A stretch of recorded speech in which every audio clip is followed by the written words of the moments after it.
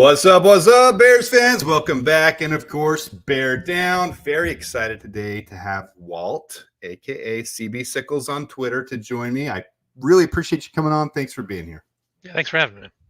Yeah, so those who haven't seen Walt yet, I think you've been pretty regular with Swifty on the Monsters of the Gridiron. Is that correct? Yes. Mm-hmm. And is there anybody anywhere else that you've been appearing regularly? It's just there, most part, and then my own personal channel in the Huddle Chicago. That's here on YouTube. Okay, send that link to me. I'll put it in the description of the video when we're done. If everybody doesn't mind going over and subscribing to Walt, the reason I have Walt on is because he's a lot like me, but also has independent thoughts that are creative, and I really like the way he thinks outside of the box. So I love that it's independent thinking, that it's right in line with Bears, the future, what we're doing now, where we're headed. And I really am excited to talk about this team as we move into the season. So, first of all, I want to hit it square on the head before we go any farther. Because if you're on Twitter, I know that because I'm on Twitter. Hit it square on the head. The reactions on Twitter from day to day, it's like a roller coaster, man. Everybody on Twitter, this team is collapsing. This team is in the Super Bowl. This team is the next great thing. This team is going to be terrible. The line sucks. The line is amazing.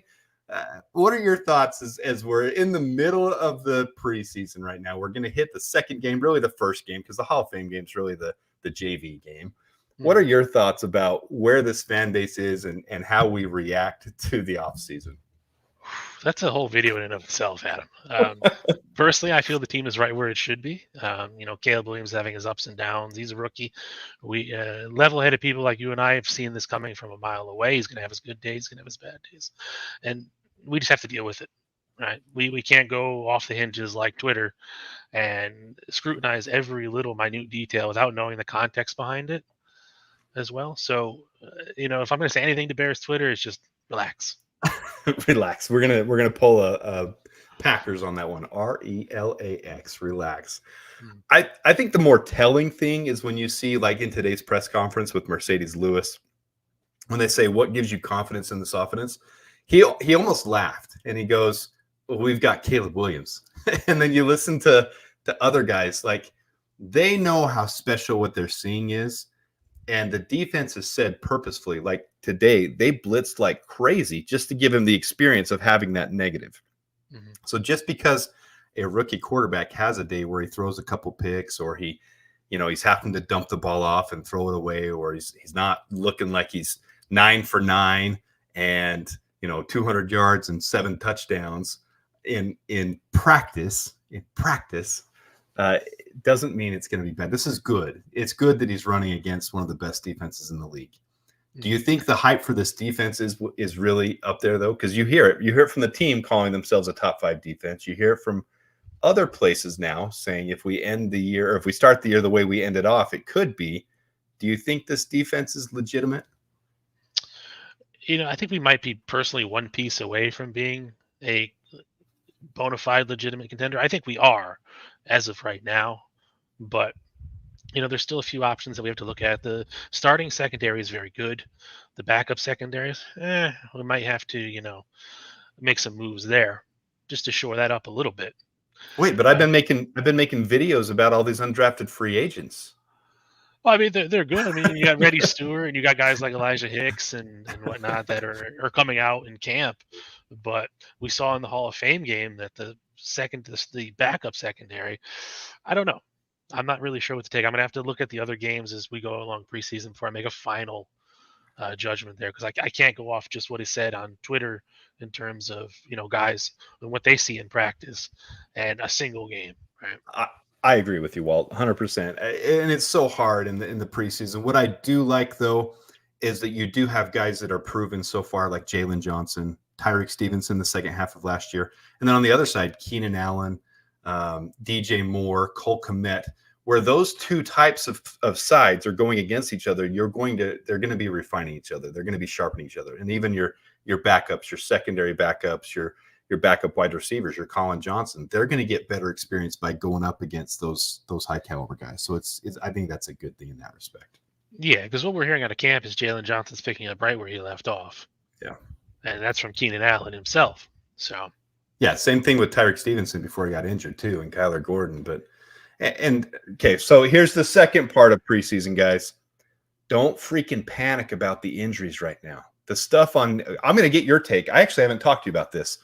The stuff people say about injuries in preseason, you're going to be extra cautious with these guys. You're going to baby them along. And yes, you hear the quotes by Matt Eberflus. If they're not playing, the other guys can come in and they can, maybe take a spot if they're playing at starter level. But how do you feel about the whole Nate Davis thing? Because it seems like this fan base is ready to rip his head off and trade him for peanuts and eat the $12 million. They're ready to be done before he's even played a snap this season. What are your thoughts? Yeah, you see, I'm actually a fan of Nate Davis. I'll come out and say that I like him. I think when he's there, he's good. We had that issue last year with his mother dying, and then he ran into a couple of injury issues. Now, in terms of the injury issues in preseason, I mean, what we're hearing is, oh, he may have tweaked something, or it's a soft tissue. So we're not getting 100% of the facts, right? And the problem is people are running with that and making the story bigger than it should be. So, like you were getting at, and what I look at it as, preseason doesn't really matter at the end of the day. No, really. What matters is you're ready for week one. Week one into week 18, is that all? That's all that matters. And I I think a don't lot of care what you do in the preseason, honestly. Yeah, I'm with you on that. In fact, I don't have this ready because I wasn't ready to even talk, but I'm going to hurry and pull this up. We'll see how quick it is for me. But a lot of people don't realize. So yes, Nate Davis, he had the personal issues. That's a little bit excusable. We can, his mom dying, having a drawn out passing, from what we understand, sucks. It's a tough situation. Mhm.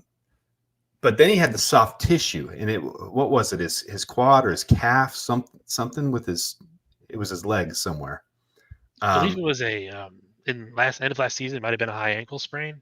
High ankle sprain. That's what it was. Okay. And those things, they last. They're buggers. So a lot of people aren't giving him credit. I'm going to pull this up here. Let's see here.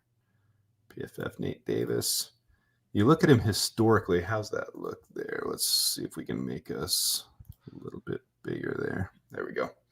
So with Nate Davis, look at his years before last year. Pretty consistently good. I mean, those grades are decent, and his pass block efficiency, especially better than our other Bears players. At least there's a reason we went out and signed him. But Bears fans are a little bit hard on him. I don't remember where the high ankle sprain. Obviously, here between 6 and 11. When you see him coming back, he had some of those bad games, and a lot of people don't remember that those high ankle sprains, they can be lingering. So the fact that he tried to play through it last year, and he did, and you're hearing stuff about how it lasted through the end of the year, how he played through some of that stuff. I mean, I'm going to give him a little bit of credit for that. And I'm going to look at him historically, more than just one sample size. You look at historically, he's played fairly well. He's played pretty decently. And I think he's shouldn't be discounted before we actually get to the games, because they might just be resting him a little bit. I understand there's some frustration. Matt Eberflus has said some stuff. There's some, there's open competition, and Ryan Bates was brought in for this reason. But I like that we have depth. And they've even said Nate Davis is the starter if he's healthy. Yeah, and there was a good interview with Chris Morgan too. I wish I had the link for you. I have to go back and find it, where he also reiterated his faith in Nate Davis as well. So it's not just Shane Waldron saying that. It's a lot of the coaches saying that they can see what Nate Davis can do. Yeah.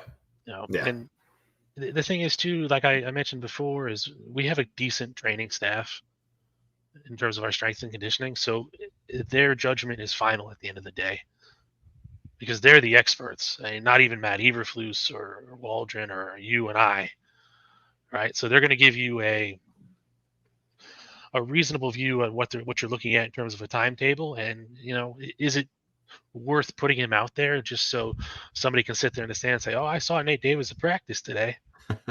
Yeah. Ultimately, it's going to. Now, as far as I understand, it's possible. They said the starters are going to play on Saturday. They haven't announced who those starters are, but it's possible for him to play Saturday. He was close to coming back, from what they said. I'm going to pause for just a minute. Say the Noj, Bear Down Adam, Walt, and Masonites. Appreciate the super chat. Thank you very much, the Noj. Appreciate all you guys. We're not really hitting the chat right now. All you guys here, we'll give a quick minute here. Evie, Bear Down, Evie, or Evie. I did it again. Evie like Chevy. Yo, Bears gang. Plank, Fishing 702. McFact. Appreciate all you guys in the chat. Appreciate all you guys being here. This is one of the things I'm excited for. JC1, excited for having people like Walt on the show. So what we're going to do, we're going to get into the roster. I'm going to pick Walt's brain about this roster. We're going to talk about it before we get into Saturday's game and really who we want to see big things out of and kind of where those last roster spots are.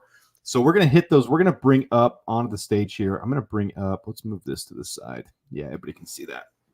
So here's kind of where I've mapped out. This is my own little graphic where I've mapped out. I still have Nate Davis there as a starter. I believe Coleman Shelton was brought over to be the starter. He's got the starting experience.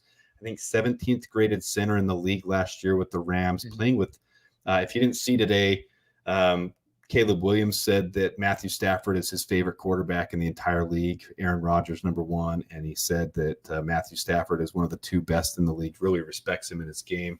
So he played with Matthew Stafford, who Caleb said he tries to emulate his game after. Ryan Bates, I think, was brought over because of that multi-role effect, being able to play with Coleman Shelton and Nate Davis. Now, of course, on my graphic, I have some things very out of order. I think Jerome Carvin has played very well this preseason, and I think he's earning a role. He obviously Darnell Wright's teammate from Tennessee, young still, but played well at center and guard. So I see the benefit of having him on the roster. Bill Murray has been praised left and right, and Matt Ryer has deep experience with really good grading. So I have them over Larry Borum and Jatiri Carter. You don't have to agree with all the guys I have here, but who sticks out as someone you want to see perform and kind of give us that depth we need? Because that's the biggest thing people are concerned about. When you hear about Nate Davis, hear about Coleman Shelton, and you have the memories of last year of Lucas Patrick and Cody Whitehair and the issues that we had when we had injuries, guys could, had issues. We weren't coherent. We weren't congruent. Who are the guys you kind of want to see stand out, and who does already stand out to you on this offensive line? I mean, in terms of stands out on the offensive line, I mean, you have Tevin Jenkins. He's my #1. I mean, I'm a huge Tevin Jenkins fan. I feel like they need to get his contract done as soon as possible, and that's just me being, my personal bias. Darnell Wright, who's definitely going to make the jump as long as the injury bug doesn't bite him this year. He's kind of been hobbled a little bit, but I'm not that worried. Ryan Bates is probably right where he should be on your list as that backup guard, kind of swing center. I'm not really sure where the narrative that he was going to start came from right away. Twitter. Well, fans on Twitter it's because Ryan Poles tried to trade for him last year. Obviously, the restricted free agent, they put an offer in. They made a full-on offer. I think you know this stuff. Mm-hmm. And then the Bills matched it, and so they ended up keeping him because that's what happens with restricted free agents. So we tried to get him last year. Then we went and traded for him. So Twitter and the people there see a 6th-round pick as starter quality, I guess, trading a 6th-round pick for him. So they said, he's got to be a starter because we traded a 6th-rounder for him, right? Well, we traded a 5th or 6th for Dan Feeney last year, and exactly. He really did nothing most of the year. Exactly. Until the injuries came through near the end. But it wouldn't make sense to bring in a guy like Coleman Shelton. I mean, yes, he's played some guard positions throughout his career, but for the most part, he's a center, right? Yeah. So. And he's got experience playing starter center quality. I mean, he wasn't the starter for their Super Bowl run for the Rams, but he's played in Shane Waldron's type of offense. Mm-hmm. And he's played starter center quality. I mean, 17th best center in the league last year. So he did play in the Super Bowl too. I don't know if he started that game, but he was definitely. I think it was only a snap or 2. I don't think he played much. Okay. Yeah. I wasn't sure on the snap count there, but I know he was in the game at least. Yeah. But even just being there, you get that experience of what it's like versus a guy who, like Ryan Bates, a very good Buffalo team, but he went from being a starting right guard to losing his job to Osiris Torrance, and he couldn't crack the roster. And you have to figure too, if they were thinking of releasing Mitch Morris, they would have known ahead of time. So why trade Ryan Bates if he has a place on your roster? There's just questions you have to ask yourself. Yeah, and you hear some fans complain about, well, we traded a 6th-round pick for him, and he might have been cut, and we could have just signed him. Well, the reality is once you're cut, you can go anywhere you want to go. So trading a 6th-round pick for Ryan Bates to give us quality depth at center and right guard, I mean, to me, I absolutely think that was a smart move on Ryan Poles' part. I'm not in the minority or the amount of people who are saying we should have waited for him to get cut and we could have saved our 6th-round pick. 6th-round picks are flyers. You're just trying to find someone with those. This way, we assured we have him for 2 years. Yeah, the deal itself is very good. I can't really knock that deal. So he made a good move there. It's just I think Bears fans on Twitter and around the country here got a little overzealous in Yeah. terms of his positioning on the line. So overall, here's the big thing. Darius Bear Gooch. What up, beautiful bastard. Some of you guys in chat, I wish I had a moderate. I wish I had someone here to be able to, to just put these chats up because it's fun interacting with you guys too. All right, so back to this line. Are you as concerned about this line? Where would you grade this line right now? Because Tevin Jenkins said today, if Caleb Williams is in the game, I always want to be in the game. I'll run through a wall for him. I mean, this team to me is not. I mean, we're not the Lions yet on our line, but it's definitely not last year. Where do you see this line being? Is this something you're overly concerned about, or do you feel pretty good about this line? I'm not really concerned at this moment. It's probably somewhere middle of the road. I'm not going to say top 10, but it's not really bottom 20 either. Kind of probably somewhere around 15 at this point. Just going by paper. Now we That know could that change. Yeah, we know that we have 20 million in cap space now after DJ Moore restructured his contract. I think a lot of fans forget that in a couple weeks there's going to be some cut downs, and I'm going to be doing some videos. In fact, I'm going to interject one in the middle of this. So if you guys weren't ready for video hour, enjoy it. Of a proposal that I have on the defensive line, because there's a lot of cut downs that are going to happen, and we have 20 million in cap space. I think we're don't hold me to this one. I think we're 6th or 7th in cap space right now. After the DJ Moore restructure. So we have room. Let's move to some more controversial spots, though, because we wanted to start here. Offensive playmakers. So there's a lot on this screen. I personally think the Bears, with what I saw in the Hall of Fame game, and I'm really, really looking forward to this against Buffalo. This is the biggest thing I'm going to be watching is the tight ends. Because of the way Shane Waldron calls this offense, not enough people are talking about this on their podcasts or on Twitter or anywhere. The way he made Steven Carlson and Tommy Sweeney and Brennan Bates look like all-pro tight ends. Yes, Brett Rippon was slinging it 100%. He was doing a great job. But all of those tight ends were open in space. You didn't see that last year. Cole Kmet worked some magic, and he did a good job. But these guys, I'm telling you, the routes they were running, the schemes they had lined up, Shane Waldron's already proven himself in one Hall of Fame game to me. Now, I know I'm jumping the gun there with that. But that's what I'm looking forward to. And we know Velus Jones has been moved to running back, and I really actually like that a lot. And it makes a lot of questions with Ian Wheeler's return ability and the rumors of Khalil Herbert maybe getting traded, and will they keep Kerry Blasingame and Travis Homer with their salary cap on here? And I realized I jumped Brett Rippon ahead of Tyson Bagent. I put in Colin Johnson. What sticks out to you with this playmaker group with our quarterback, wide receivers, running backs, tight ends? What sticks out to you, and what do you like? Maybe I'm not pointing out on here because there's so much news, so much changing all the time with these playmakers, and it's finally a point of strength for the Bears. Yeah, exactly. You can hit the nail on the head with the tight end situation. I mean, you could see guys all over the field from that position, and they carved up the Texans. I know Tommy Sweeney had that one fumble, but he made up for it later in the game. And even Brandon Bates, who's some people see as more of a blocker than anything else, was able to get some passes thrown his way too. So man, he snagged that one. I didn't think he was going to catch it. And he looked like a seasoned pro. He looked like Cole Kmet out there. He looked like Gerald Everett. yeah, and then you just replace them with Cole Kmet and Gerald Everett. You're going to see a lot of real nice things come game day. Hopefully, we see a little bit of it this weekend, but you never know. In terms of the wide receivers, we haven't had a wide receiver room like this ever. It's hard to think of a lot of teams that have, something of this caliber. You've basically a Hall of Famer in Keenan Allen. DJ Moore is on the way, is on on the path to follow that same way. Romo Dunze, I think, can blow up later in his career. I don't really know about this year. It's kind of tough considering the two guys ahead of you. Colin Johnson, I hope he sticks around. I really do. Do you think from that one from the Colin Johnson, Brett Rippon game, do you think he solidified his spot on this roster?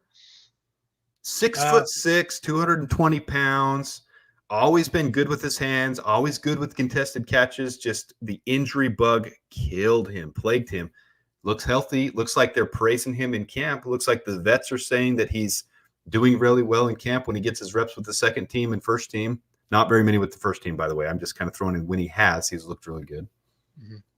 Uh, you know, I'd say coming in probably bare minimum practice squad. I don't see them at least cutting him, but he's going to have to continually build on that over the next 3 games to really warrant a spot because he did good. But let's see if you continue that. Same thing with Brett Rippon.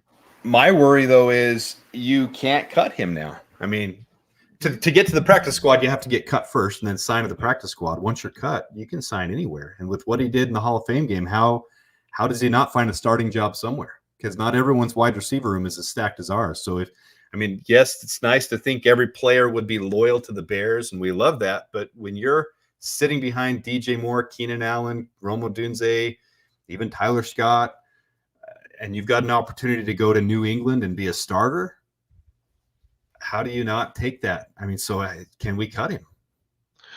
It's a tough call on that one.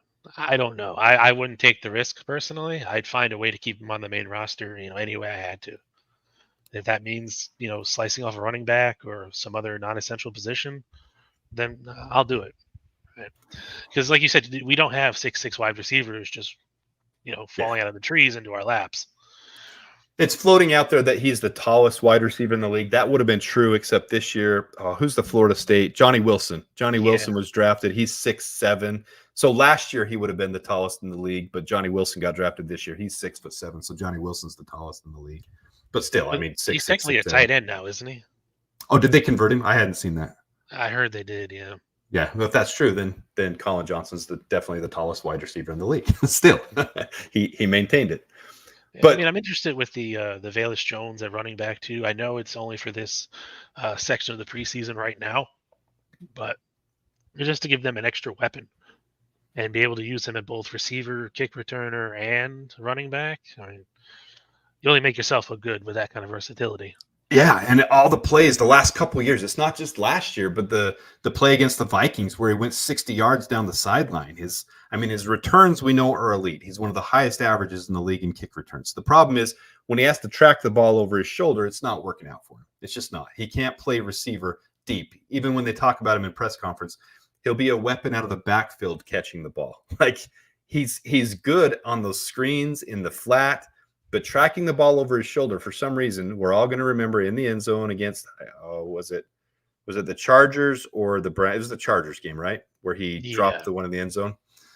We're not going to forget that. And that's rough for him because he's really so talented. Every jet sweep he does, he's averaging 9 yards a run. I mean, every jet sweep is an automatic first down. You need a play, first down. There it is. Velus Jones out of the backfield. He is very Deebo Samuel-esque. I'm not saying he's as good as Samuel because obviously Deebo Samuel can catch the ball in every single situation, and that's why he's one of the best in the league. But he's very Deebo Samuel-esque in his running ability and being able to get into the backfield, make a lane, make a hole, and take it for a first down. Yeah. I mean, in terms of him sticking with the team outside of his rookie contract, I can't make that call right now. But he definitely has a place at the moment. Do you think there's any roots with this depth now? You've got DeAndre Swift, Roschon Johnson, Khalil Herbert's obviously a great pass catching back. He's got burst. He's got speed. I don't see how we would trade him. There's so many rumors right now about us trading him. Even one where, and this is the highest one, and I've always said, no, we're not trading him. No way. You got to have your three-headed monster. You've got to have running backs get injured. But I saw the rumor, and these are rumors, guys. This is rumor. But I saw the biggest rumor was the Cowboys would give up a third rounder in return for a sixth rounder back for us in exchange for Khalil Herbert. And I said, man, we can get a third rounder for Khalil Herbert? Do it. He's on the last year of his contract, and you get premium running backs in the third round. Yeah, if it's a third rounder, I don't know how you turn that down because I don't think you're going to get anything better, honestly. Yeah. If you're looking to, if you're not going to keep him, then you got to move him. You got to get at least something for him. Do you think there's any teeth to the rumors that we are shopping him? I don't know at this point. It's a little too early to tell.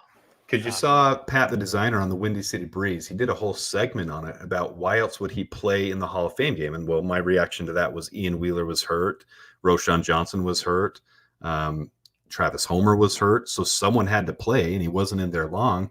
But his suggestion was that they were really trying to showcase him for teams to see because obviously if you're a number one running back and you're going against You should be blowing them out like he was in the Hall of Fame game, going off for 27-yard runs.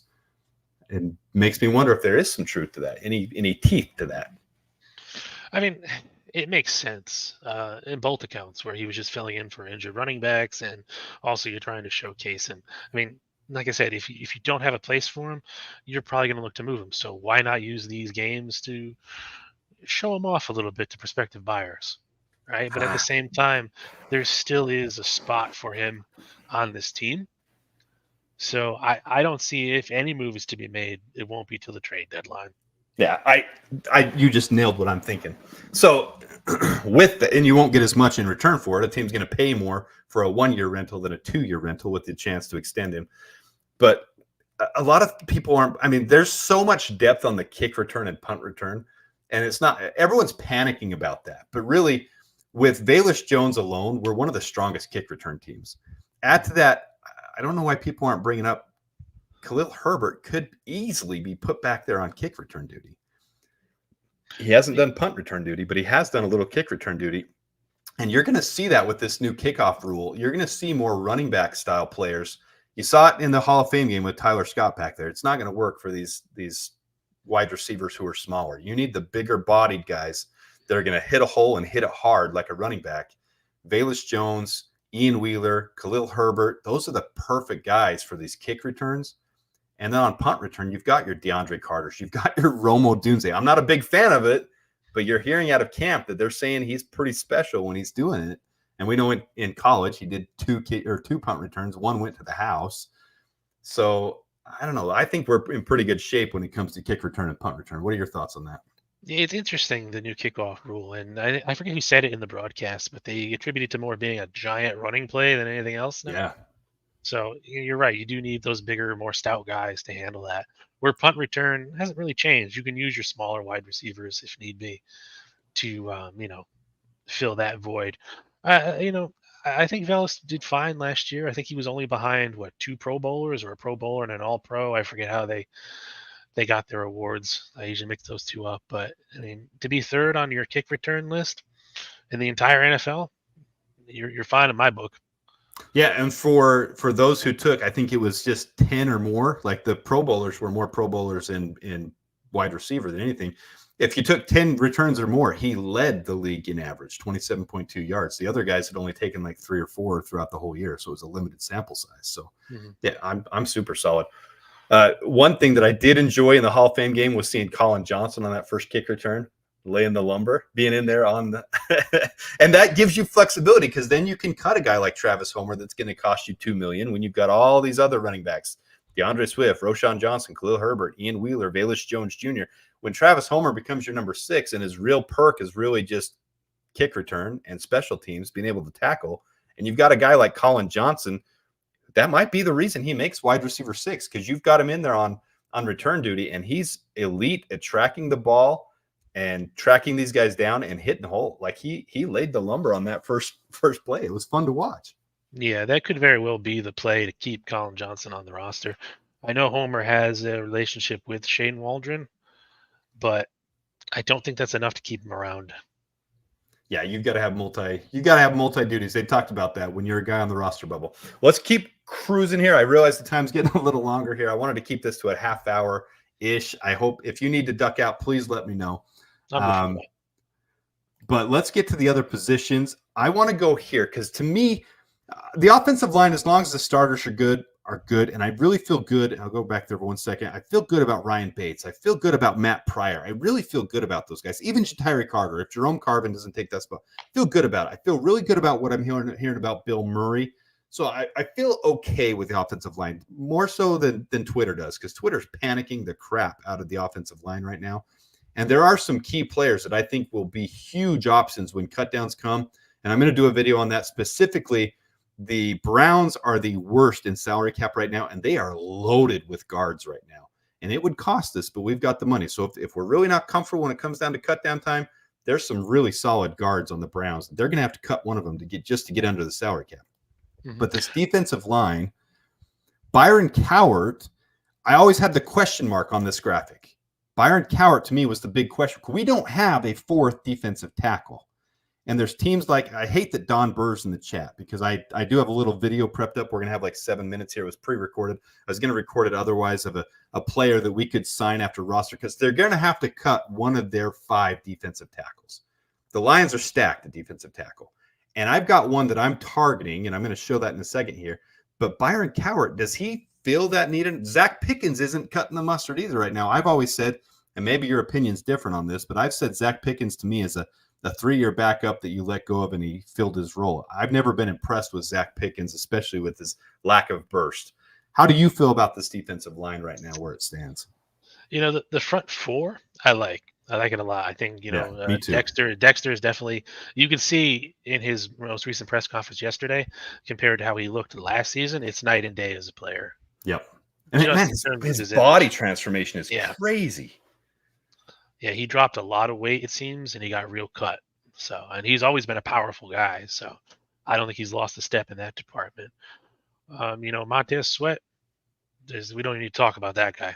DeMarcus Walker is actually really interesting. Yeah. I see him more as an inside kind of guy, but I like his demeanor, so I'm willing to keep him as that secondary defensive end until Austin Booker's ready to go.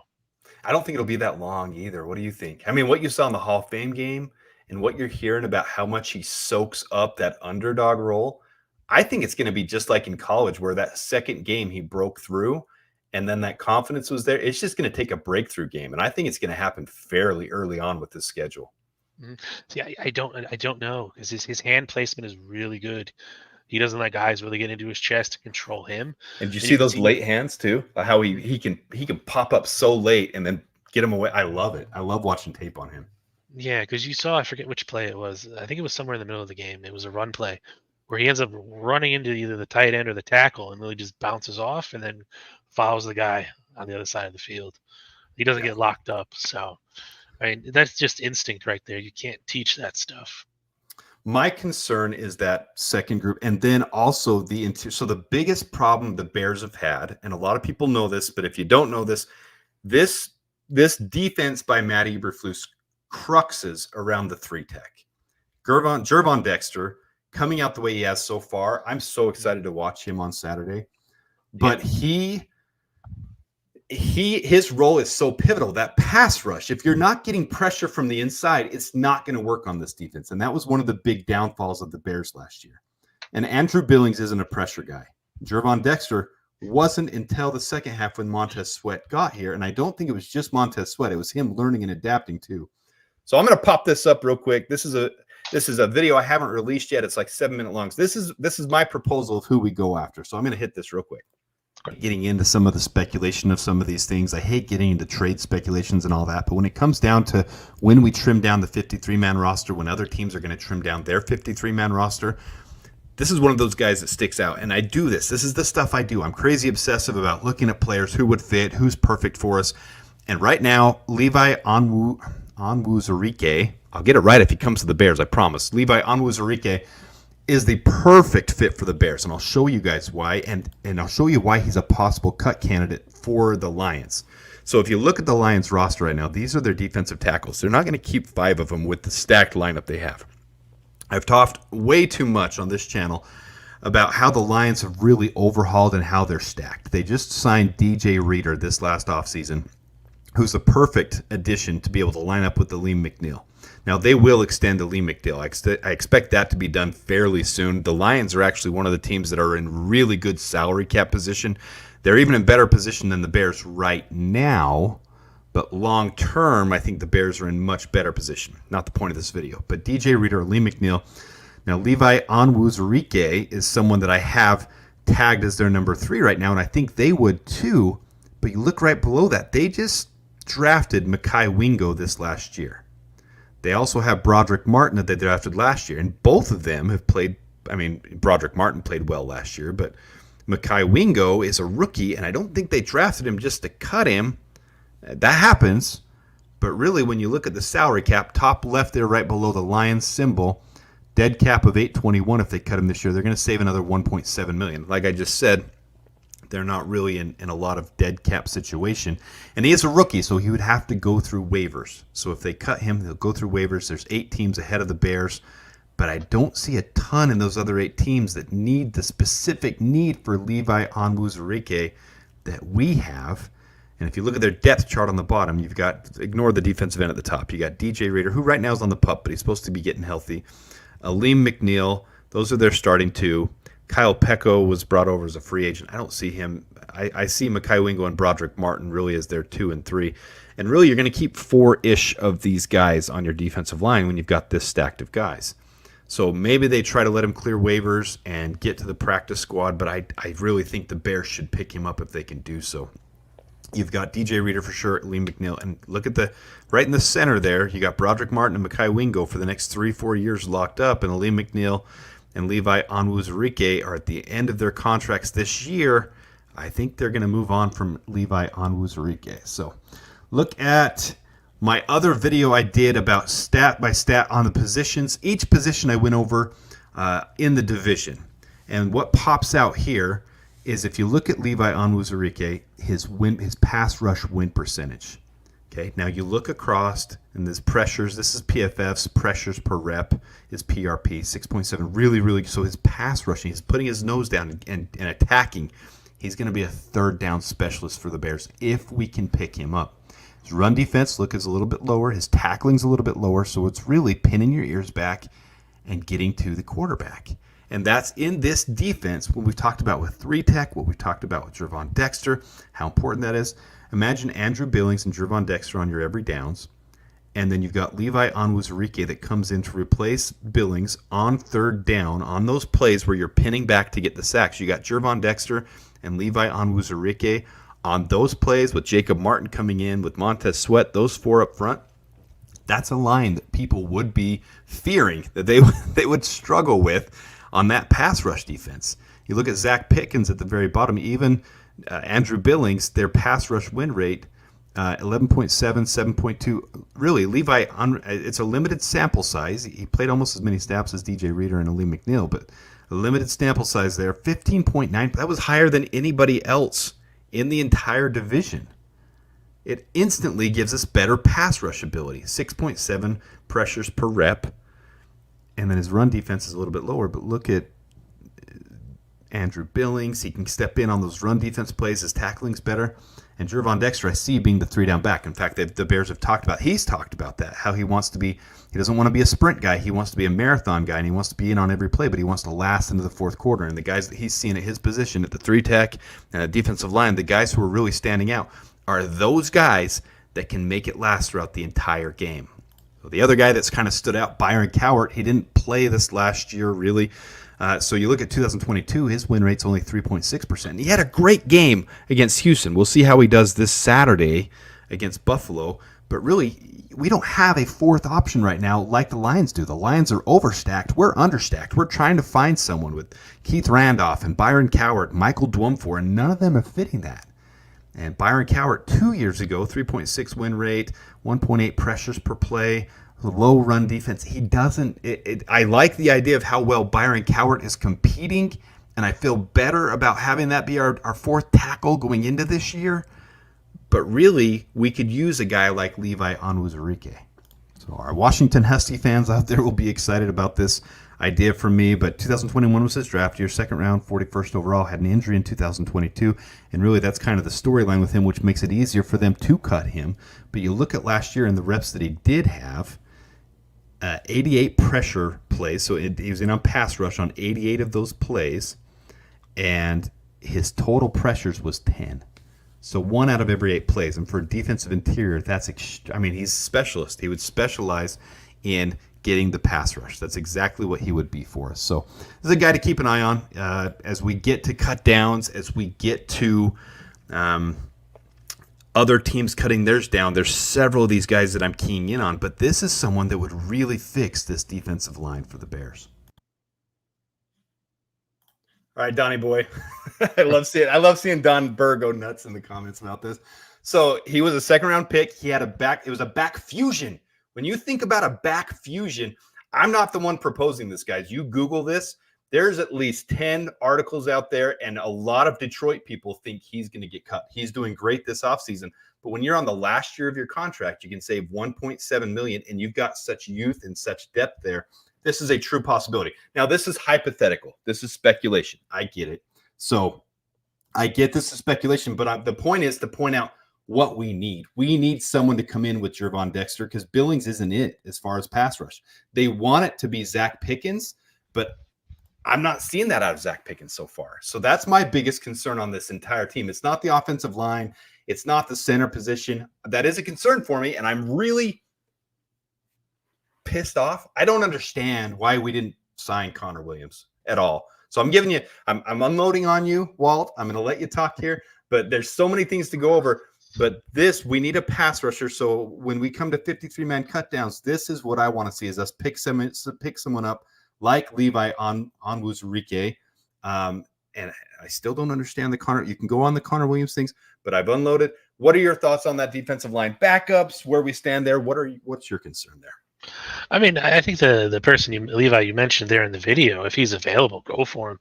Someone but the Lions have about $42 million in cap space right now. So yeah, their decision I don't know. Be based off the cap space. It would be based off more of he had a back fusion. He's on the last year of his contract. They're not going to extend him like they are Liam McNeil. They have youth. They've drafted 2 guys in the last couple of years. They're loaded there. When you come down, you've got to have certain guys. They're going to have to cut someone. So he's being talked about by several spaces as a cut candidate. Nobody's going to know till the 53-man cutdowns happen on the 27th. So in, 19 days from now, we'll know who those cutdowns are. But he would be a perfect type candidate. Yeah, exactly. No, that's why I agreed with that. I mean, right now, the roster isn't too bad. I mean, you're always looking for that extra piece that can jump in. I mean, is Brian Colworth the guy? We don't know. Is Zach Pickens the guy? We don't know. You want to get rid of some of those question marks. So you're saying I shouldn't panic like Twitter is? I should let the playoff or the preseason games eventuate and see how they do? Yeah. No, you definitely you have to. I mean, there's no other way about it because you can't go by what people are saying in practice because they don't see everything and they're only going to tell you what brings them engagements. So all you have to go by is some videos that the Bears put out and, fans put out on, social media. And then you have the games. And then the rest of it is just you have to leave it up to the coaches to make that decision. Yeah, I'm kind of disappointed, though. I was very hyped, obviously. Jamari Croma, I did a video on him, and Keith Randolph. I was very excited for some of the undrafted free agents, but we have to remember at the end of the day, they're undrafted free agents for a reason. And I haven't been hearing anything coming out of camp that's positive, at least, from Jamari Croma or Keith Randolph. They're not setting themselves apart at all. So the biggest undrafted free agents that are setting themselves apart will be on the next one. We'll get there in just a second. But so I'm kind of disappointed in that respect, but I am excited to see Austin Booker do such a good job. And Jacob Martin's been injured most of the preseason, but I'd like to see him because of his success rates that he has had. But I am very excited about Austin Booker. Yeah, I mean, it's still really early for Randolph and Cromar. They can still make an impact in those coming games. They may even do something in Buffalo. We don't know. We'll have to wait and see. Yeah. Okay. Last one we'll get to. I'm really excited about our secondary. I left some of these spots off on purpose, mostly because we signed Eamon Ogbongbemiga to the big, not a big but a lot of guarantee, $1.5 million of guarantees, $2 million overall contract. So he got a lot of guarantees, but it doesn't mean he's going to make the roster, especially when Carl Jones plays in the Hall of Fame game the way he did. He led the team in tackles. He was in on every play. He was laying lumber, just like Jack Sanborn, TJ Edwards, Tremaine Edmonds. He was in there on the plays he was in at linebacker on every play. So that was fun to see. Then you see Tarvarius Moore played really well. Elijah Hicks played really well. And I was really down on Elijah Hicks. We have to remember he was only drafted 2 years ago. And sometimes it takes a year or two to get their legs. He played really well so far in the I think he had a pick today in camp. Yeah. And then Reddy Stewart has been getting the backup reps behind Kyler Gordon. He's been the starting nickel as Kyler Gordon's been out. Leon Jones had a really, really good game in the Hall of Fame game. Josh Blackwell had a really, really good game. This secondary, to me, is the strength of this team, as well as the wide receivers. What are your thoughts on the linebackers, the secondary, the safeties, the corners? What are your thoughts on them before we start to wind this down and wrap it up before football? Football's on tonight. What's on tonight? We'll pull that up. There's 3 games on tonight. There's I'll pull that up real quick. I was just looking at it right before we came on. There's the Panthers and Patriots, and there's the Lions and Giants on. I know it's preseason, but I'm excited for every game that comes up right now. Football's back, so it's fun to watch. I don't understand why network. I don't understand why they're doing this, why they're doing them at the same time. It kind of frustrates me because, whatever. And then tomorrow there's Atlanta at Miami, Houston at Pittsburgh, and Philadelphia at Baltimore. Then, of course, we know the Bears in the morning on Saturday. This is my time. Sorry, guys. My computer's loaded for the Pacific time, so this is my time, Pacific Standard Time. So the Bears game will be at noon Chicago time. But yeah, linebacker, we're pretty much set across the board. I don't see anybody cracking in unless Noah Sewell somehow unseats Jack Sanborn, which I don't see happening anytime soon. I think he's still dealing with the knee injury he had last season, and Jack Sanborn's a dog. Yeah, but so is Noah Sewell, and I agree. I'm not taking away from Noah Sewell in any way, but I think Jack Sanborn definitely. Obviously, he is starter over Noah Sewell, but it's a matter of time for Noah Sewell before he gets his reps. Every one of those Sewell boys is absolutely ridiculous. There's three brothers in the league, and they're all freaking ridiculous. They're all talented like crazy, and they see the game in a way that other players don't. They're just ridiculous. Mm-hmm. Yeah, Amon, he was 45 in the Hall of Fame game. He didn't look that great, to be honest with you. He looked terrible. Let's be honest. He was one of the worst players on the team for that game. I was trying to be nice. It was bad. I'm not going to sugarcoat it. It was terrible. We didn't get to see a lot of the back end on any three of these positions because it got rained out. So yeah, that's what we'll see a little more. No, go ahead. What are your thoughts on Reddy Stewart getting so much time already? They were starting with Kyler Gordon out. Undrafted free agent. That's kind of the big news. We want to see one of those guys come out of the woodworks. We saw with Jack Sanborn. See it every year. There's someone, but Reddy Stewart looks like when you look at his stats on paper, they weren't popping from college. And then you see it here in the Hall of Fame game, and you see it in practice, and he looks like a ball hawk. He looks like a coverage guy. Reddy Stewart was out of Troy, right? Yes. Okay. Yeah. That's make sure I was talking with the right person. Yeah, he came in a little late, but they want to see what they're going to get with him, and that's the whole purpose of camp and preseason and all that. So he's earning his stripes. He's definitely taking the opportunities given to him and is running with it. So that's good to see. Yeah. I'm ready to see him in an actual game situation and see how he does. But he'll get that opportunity, it seems, because Kyler Gordon still is, dealing with the injuries. We don't know if they're going to play him this weekend or not. So he might be starting in that game for all we know. Yeah. Yeah, I think he will be, actually. All right. So I kept you longer than I said, Walt.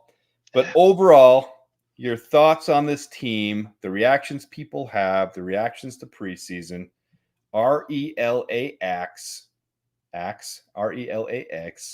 What are your thoughts going into the Buffalo game? What do you want to see? It doesn't matter if we win and lose, right? Yeah, I don't care about that. I want to see Caleb get some live reps. I want to see how he does against, a real team, not just practice.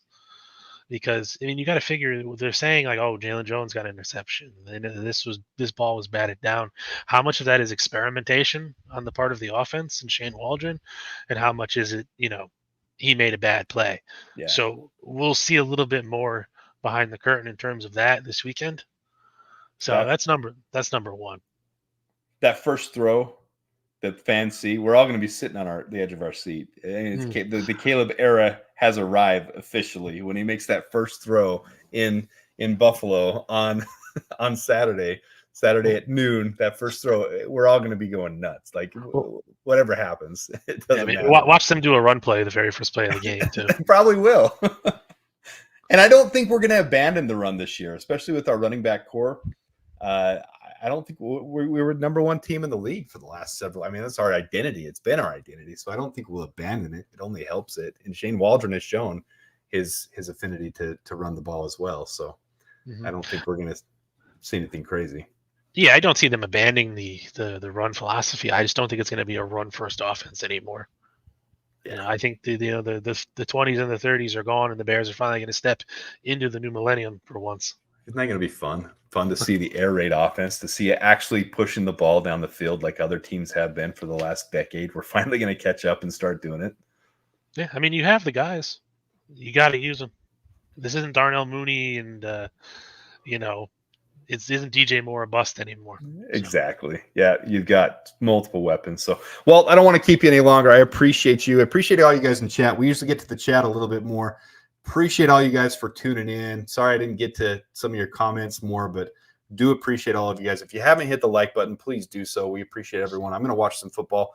Walt, anything less to say before we tune off here? Hey, man, just bear down. Bear down. Appreciate it. Claws up, bear down, and the Bears. Thanks for being on. I'm gonna send me the link to your video. I'll put the Monsters of the Gridiron. I know most people know that one already, but send me the link to your channel. We'll put it in the description, and appreciate you coming on. Hey, no problem. Thanks for having me. All right. Thanks, everybody. Till next time. Bear down.